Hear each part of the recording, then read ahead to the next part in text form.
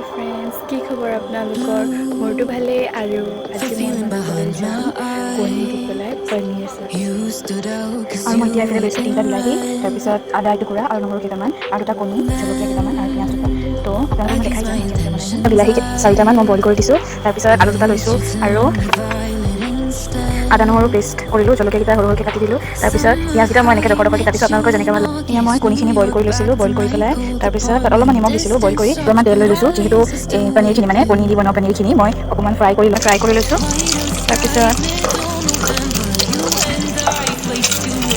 জলকীয়াখিনি দি দিছোঁ, এতিয়া এনেকৈ ফ্ৰাই কৰি আছোঁ।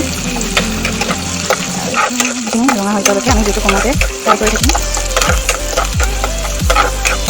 এতিয়া পিঁয়াজখিনি চাওক কালাৰটো চেঞ্জ হৈছে। তাৰপিছত এইটো মছলা হয়।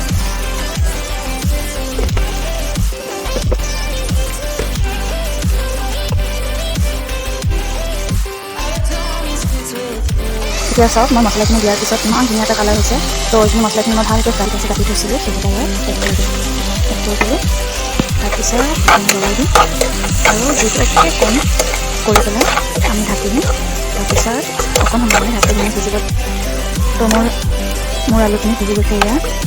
তো এতিয়া মই ইয়াত বিলাহী যে পেষ্টখিনি সেইখিনি এড কৰি দিম।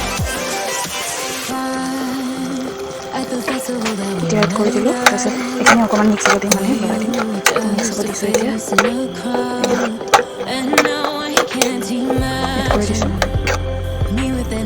এয়া চাওকচোন খুব ধুনীয়াকৈ বিলাহীখিনিৰ লগত মই সেই পেষ্ট দিছিলোঁ বাতিটো কৰি দিম।